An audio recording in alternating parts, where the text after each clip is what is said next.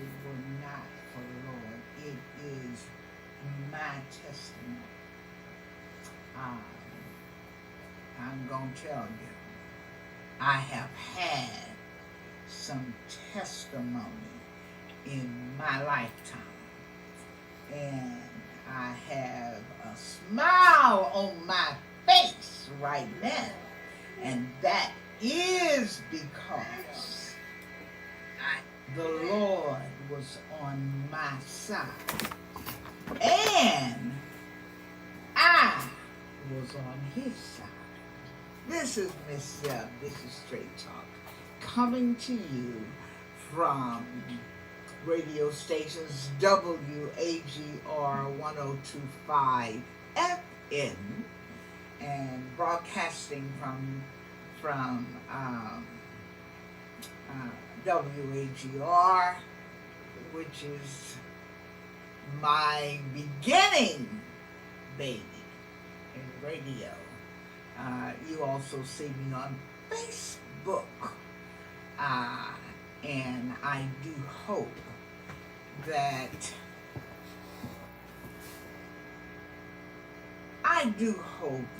we say something that uplifts you, inform you, irritate you sometimes to do what you know you need to do. I do hope. We're going on our 11th year, and this is show number 533 broadcast, beginning with number 1 10 years ago. And that's we broadcast twice a week, and that's about 1,066 broadcasts that we have done from this seat.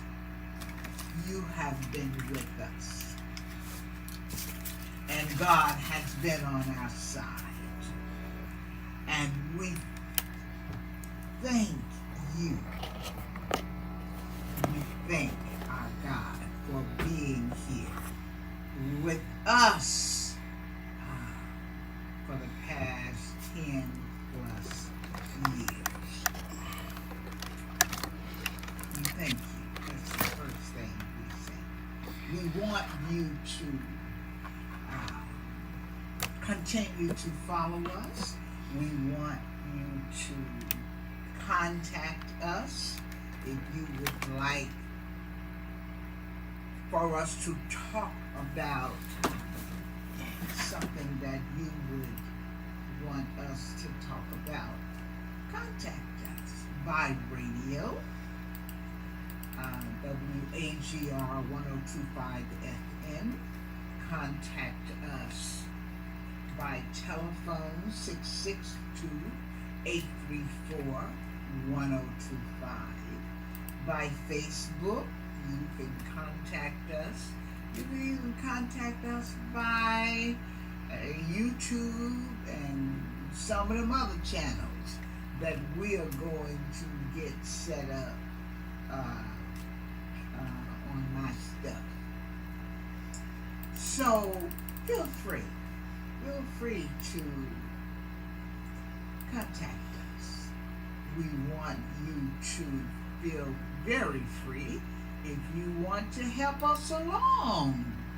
We do this personally, but we want you to help us along by Cash App, and that is $ Miss Zep Straight Talk. That's all you have to remember. $ Miss Zep Straight Talk. Oh my goodness. I see Leola Copeland is watching. Addie Wallace is watching. Hey Addie, how are you, girl? Please tell me, when I left home today, my daughter Krishana says, my face wasn't on too well, Addie. You tell me if my face is on. Hey, Leola, I am so very glad that you are watching. Tell me if I did it right. Okay. These are my family, my church family and friends from Kankakee, Illinois. And I will let her know, Addie, that you said my face was wonderful. I'll tell her that you said. Look, I know a whole lot is going on concerning Donald Trump. I don't want to talk about Donald Trump. I don't even want to listen to Donald Trump, but I do, because we need to know what the foolish man is doing and what he is saying. So, but today, because we are honoring African American history, or we are honoring history, we are honoring American history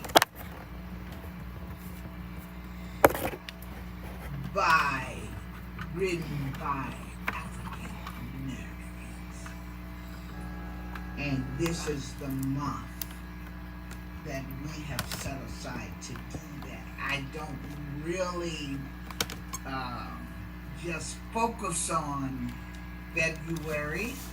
I focus on every day that Black folk is doing something. I focus on it no matter what month that it is. And today, and so we know all about, hey Patricia Levy Carter, we know all about Martin Luther King and Fannie Lou Hamer and all of the Black folk that we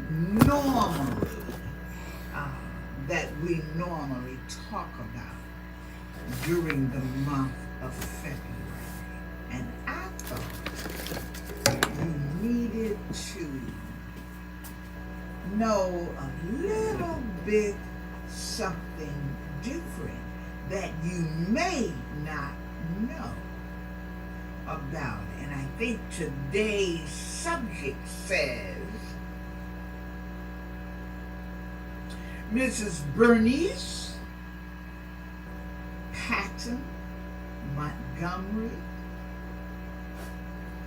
the first. And that is an essential Black American woman from my community that I think you need to know about. So, you probably don't know it. Many people right here in Holmes County don't know this person. Bernice Patton Montgomery. That's her name. Everybody calls her Miss Bernice. We want to talk to her. I'm sorry. Well, I guess we want to talk about her today. And we hope that you get something from her story that would inspire you in developing your story. All right? So we're going to talk about her. She's the first. You know who she is? She's my mama. She is my mother dear. That's what we learn to call her. We call her Mama dear. Hey Christine, we called her Mama dear. She was awesome. I want to tell you a little bit about her story. not just for you to know it, but for you to be inspired by it and learn something from it. Here we go. Listen. Bernice Patton Montgomery was an essential county leader from the hills of Holmes County, Mississippi. She was the first black school teacher in Holmes County to register at the Holmes County Courthouse. After being turned away, she finally forced the county clerk, his name was Mr. Henry McClellan. I shall never forget his name, Henry McClellan. She forced the clerk to give her a passing for her by taking him up on his demand of her. Now, Mr. McClellan, by the way, my mama's story is in this book. It is called The Thunder of Freedom. It is a book written by Sue Sojourner. It has the entire story of what happened during the Holmes County, Mississippi civil rights story. It's in this book. Sue Sojourner was a freedom rider, and she stayed here. And when it was all over, she wrote a book. And my mother's story is in this book. My father's story is in this book. And all of the essential people, young, old, white, black, brown, who had something to do with the civil rights movement here. It is said that the civil rights organization of Holmes County, Mississippi was the best organized of anywhere in the South.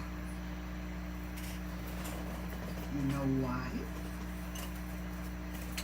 Because Holmes County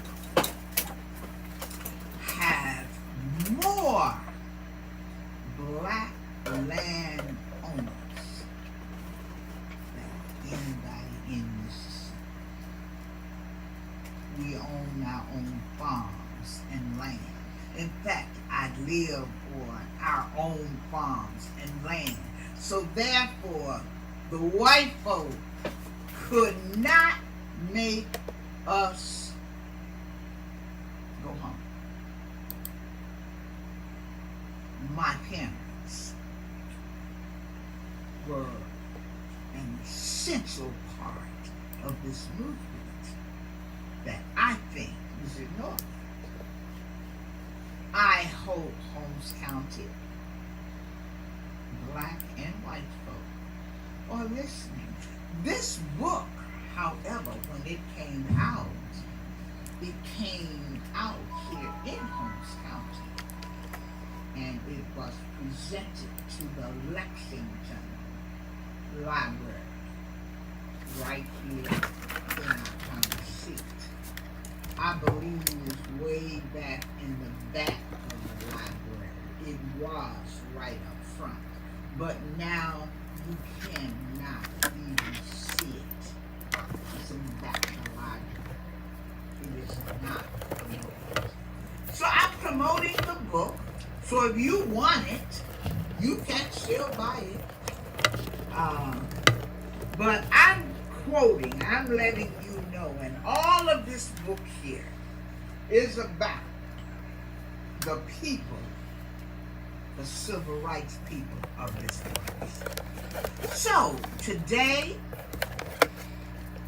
we're going to talk about one of those people, and her name happened to be Miss Bernice. She was awesome. Let me just, her story is written here, but because I was a part of her story, I can tell it to you. But first, you gotta have a preamble to her story. A story. And I got an hour to do it. It was in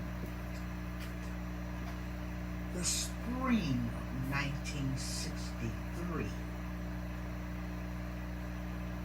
I was a junior in high school.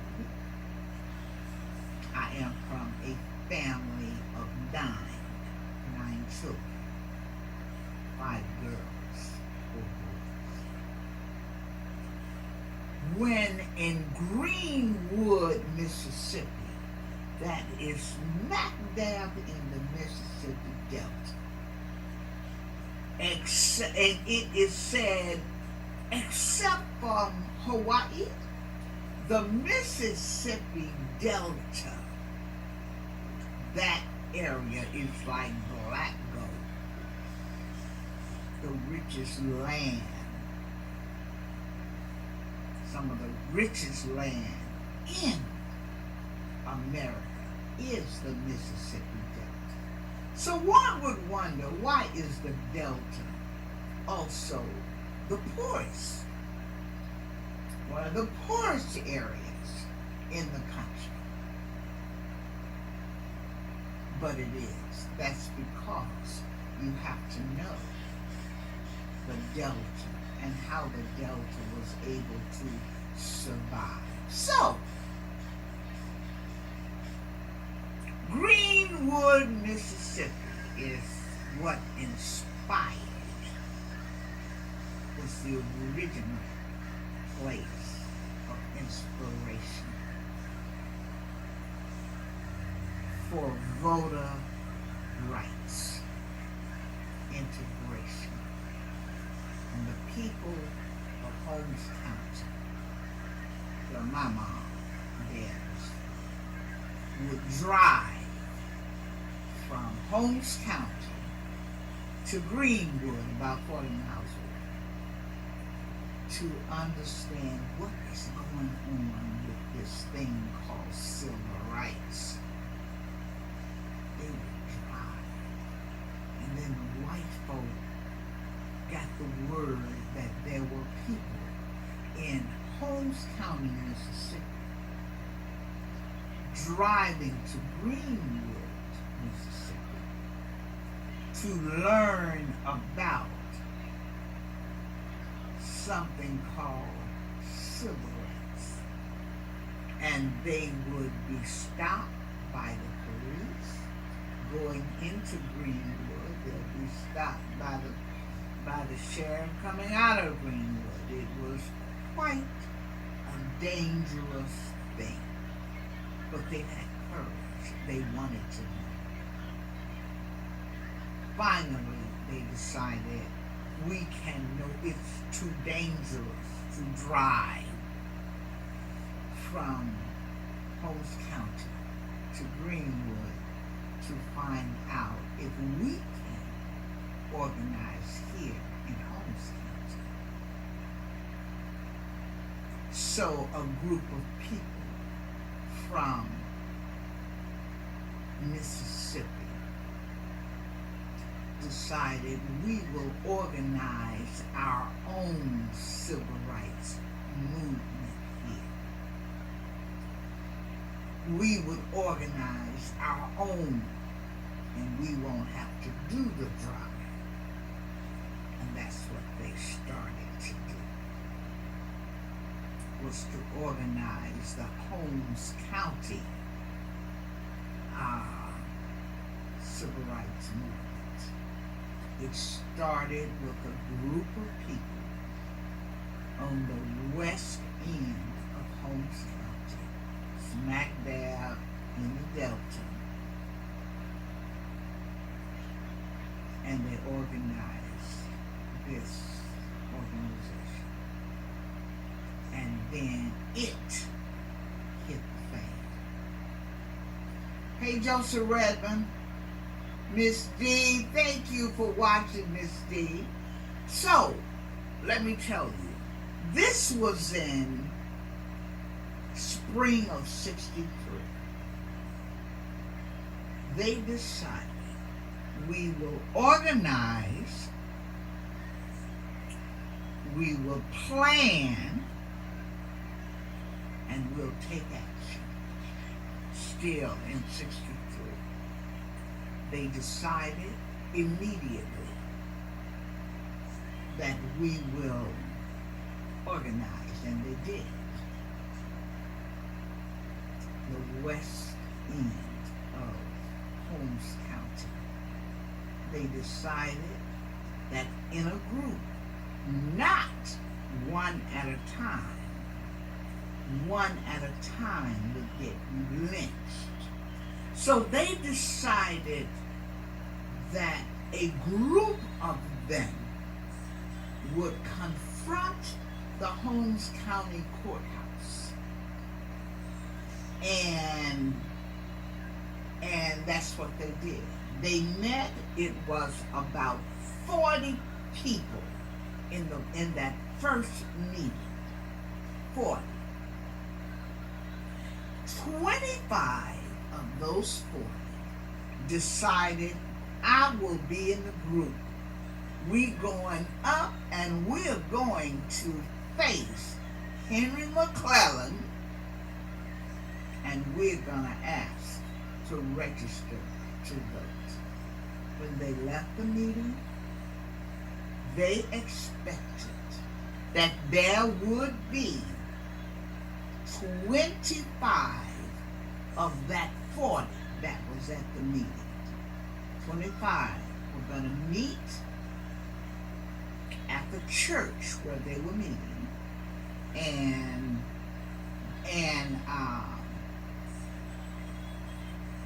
they would go. When they got to the church, the 25 did not show. Only 14 showed. 14, not the 25. The word got out to the white folk. That's why I often tell people there are spooks that's always available when black folk are meeting about anything. There's a spook that's sitting by the door that's going to get the word back to the white folk. That happened. So the 25 ended up being 14. That's why the movement often talk about the milestone 14. Those 14 said, well, we don't have the 25, but we're going to go on anyway. That little small group left Milestone, Mississippi, drove east to the hills. That's where we consider. You had the Delta, you had the hills. Got to the courthouse. Andrew Smith was the sheriff. He was my daddy's nemesis. He already knew that they were coming. How did he know? They just made the decision. The spook that sat by the door, it let him know. So he met the 14th that sat when they got to the courthouse the morning of, I think it was April 9th, somewhere there. And he wanted to know, his first question was, it's in the book. His first question was, who brought you all? Who is the leader? Why did he want to know? Because we can chop the head of the leader off, and the rest of you Negroes are going to fall in place. And there was this man,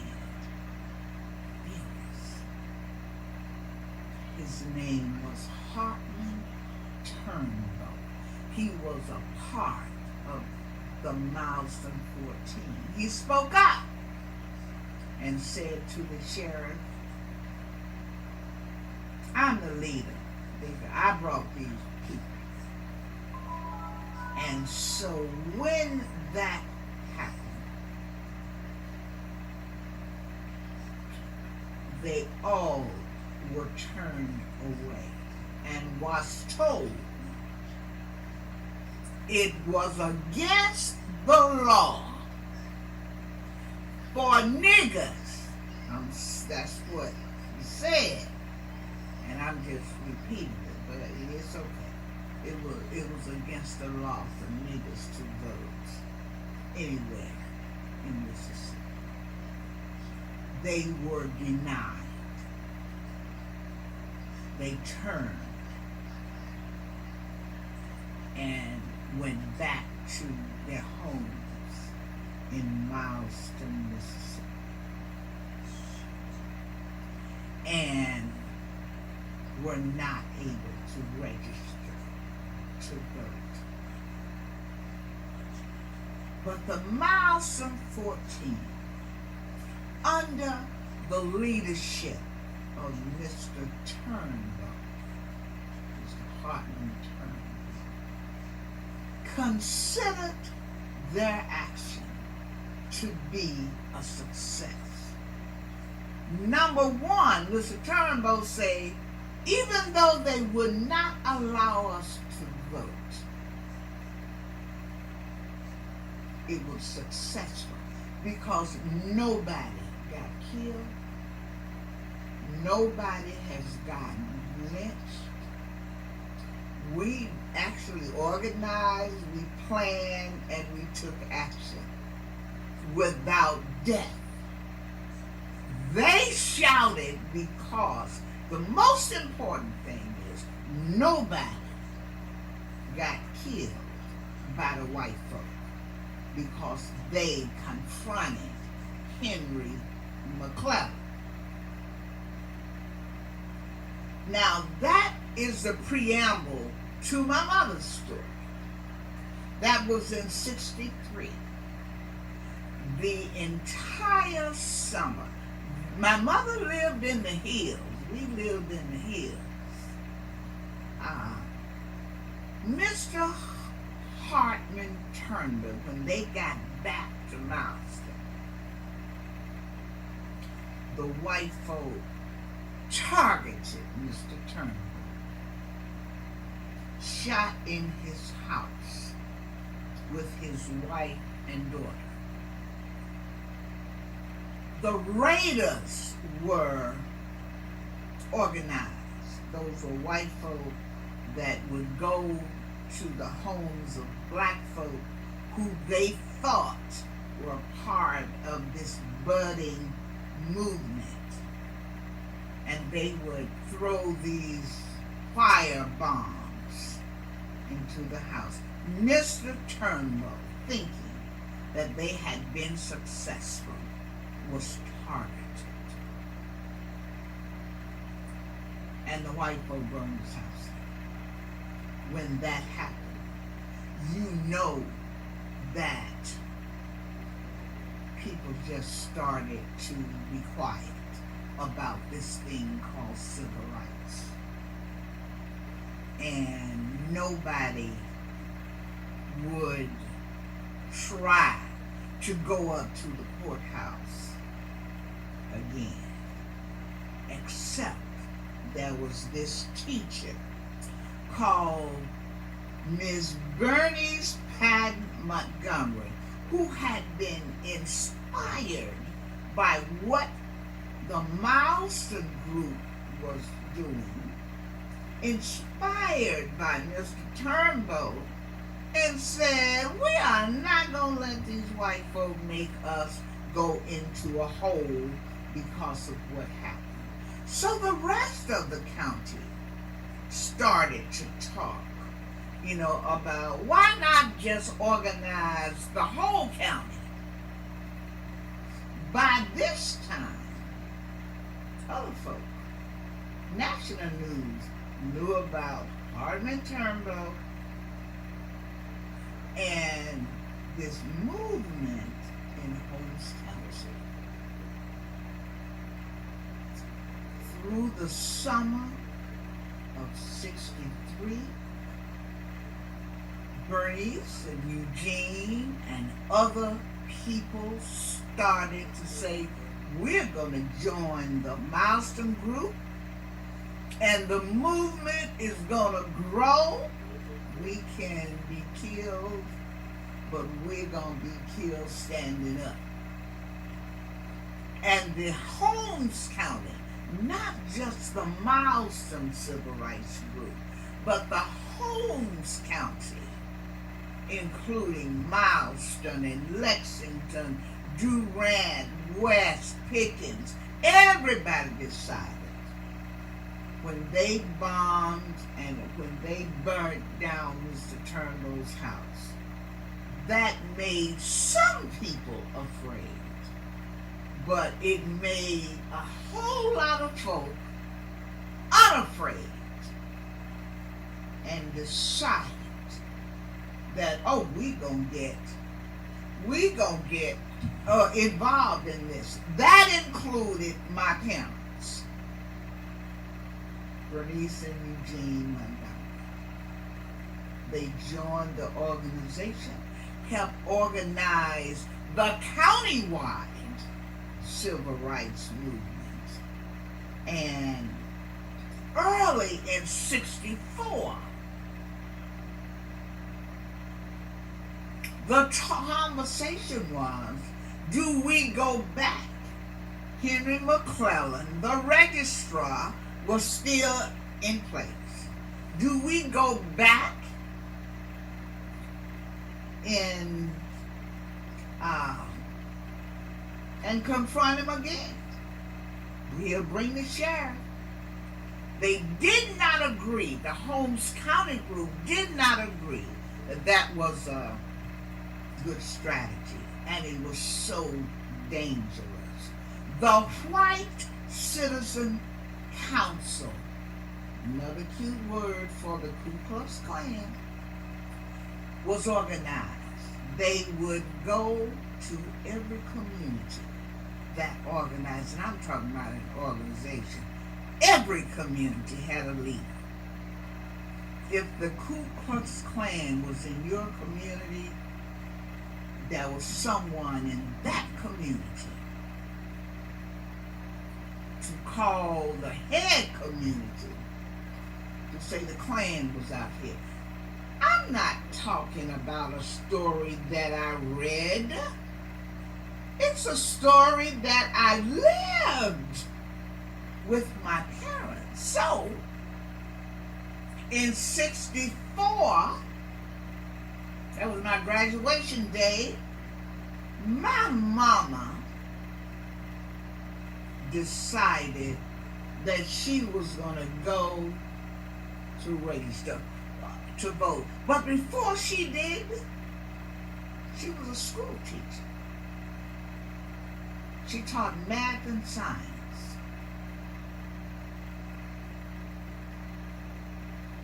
Her principal people around her, family members, said, Miss Bernice, please get out of that movement. You got 9 little children. You can't really beat these white folks. You're going to end up being targeted. You're going to lose your job. What did my mama do? What did Miss Bernice do?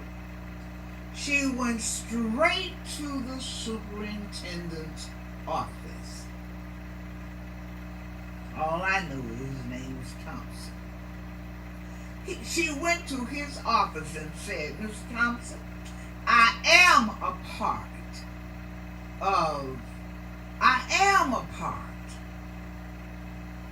of the civil rights movement of Holmes County for the right to vote.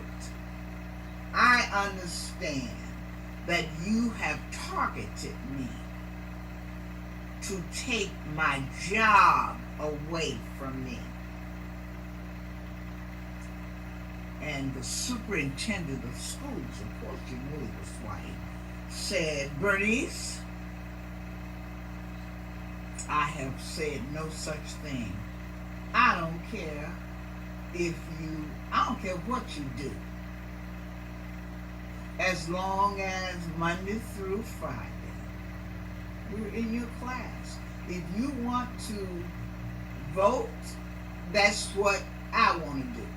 But I am not going to fire you. Besides that, this is what this white superintendent said. Bernice, white or black, you're the best math and science teacher I have in Holmes County. So go do what you do. But Monday through Friday, just be in your class. You ain't got no trouble with me. So she had to nip that in the bud because scared Negroes were actually afraid for her. They remembered Mr. Turnbull and how Mr. Turnbull was targeted and others were targeted. She wasn't afraid. So you want to know who I am? That's who I am. So let me tell you, in 64,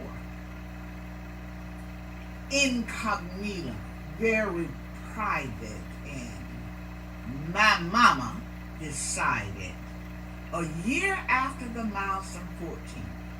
Now this part of the story you don't know. I'm sure Holmes County know. A year after that story, late summer of 64, my mama and my daddy,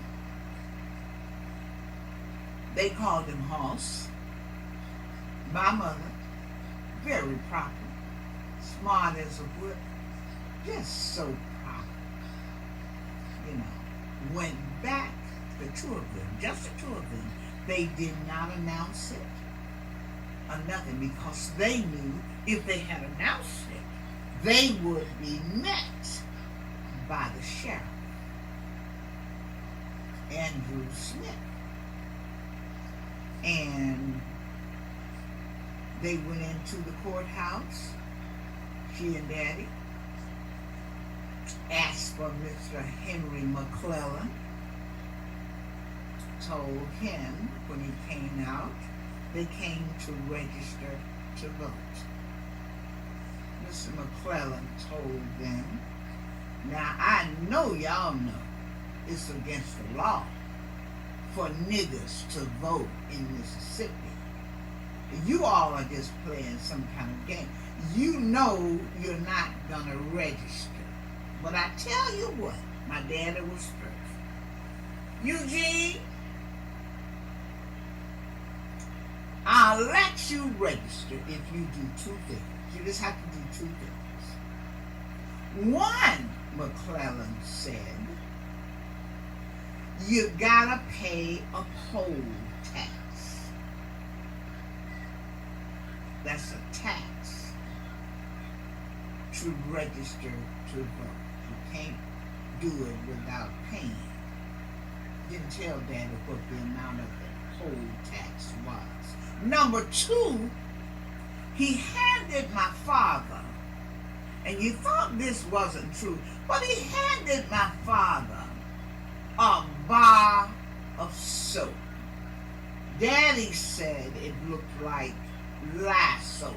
You know, the soap that you buy, that you make at home. And he told my daddy, you tell me the number of bubbles that's in this soap, in this bar soap. And I'll give you your registration. And my father, of course, if you had to know, my father said some kind of curse word and walked away. Then my mother stepped forward. Remember now, all this was taking place after the milestone 14 was terminated. My mother says, I want to register to vote, in her proper way of saying that. McClellan said, Bernice, you are a smart nigger. He called my mama a smart nigger, Henry McClellan, and said, I tell you what you gotta do. You gotta do two things. You got to pay a poll tax, and you, because you're so smart, you got to recite by memory, hey Andy, the Constitution of the United States.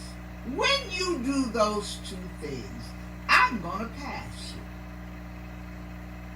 People in the courthouse started to snicker, laugh. My mother said, I can't do that today. I'll be back. They left. My mama, about the middle that summer, decided she would study the Constitution of the United States. That's the summer of '64. She studied. How I know this? I was her coach. I went off to college in '64. Whenever I would come home, I would coach my mama. She was determined that Henry McClellan was not going to beat her. She'd go to school. She was part of my father's farming. She was a teacher, and she studied that Constitution beginning with the preamble. When I got home for Christmas from Russ College, Christmas of '64, she was ready. I had to go back to school that January. Mama decided she was going to go back to Henry McClellan that January of '65. She walks in the courthouse. Henry McClellan met her and said, Bernice, didn't I tell you you were not going to get a voter registration card until you paid a poll tax and until you recited the Constitution, not of Mississippi, but of the United States. My mother handed Henry McClellan a copy of the Constitution so he could read along with her. And she started with the preamble. And she recited the Constitution word for word until she got to be in. By this time, white folk, only white folk, worked in the courthouse. White folk were peeping outside of their doors, listening and looking at her. She recited it. You know what happened? What happened was Mr. Henry McClellan had to keep his word, and I'm going to tell you this. And Mr. McClellan, I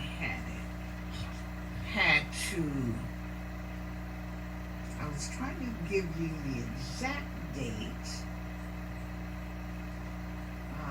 Hold on a minute.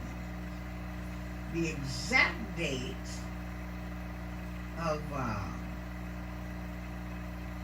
when my mother passed. I think it was January the 28th of 1965. He registered her that very day.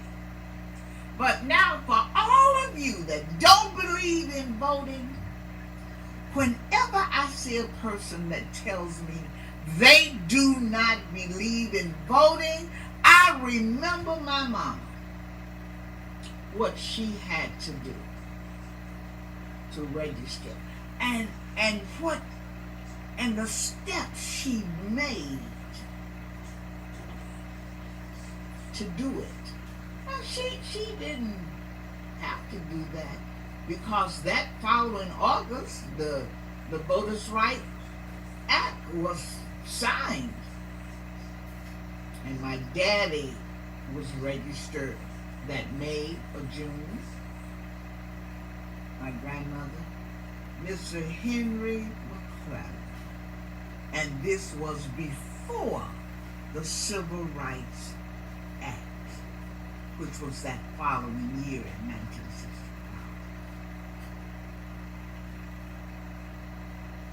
She stood up and said, "No, you can call me what you want to."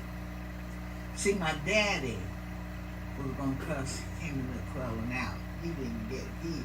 He wasn't going to handle that. My mother, as disciplined and ladylike as she was, said no. She said no. Now, that's a Black history story that happened in Holmes County, Lexington, Mississippi. And you know why today that Holmes County is so, hey Darrell Young, is so hard, it's such a hard nut to crack. We have DOJ here right now because Lexington, Mississippi still think that the sheriff and the police of Lexington still has a right to beat our heads. Lexington has been found guilty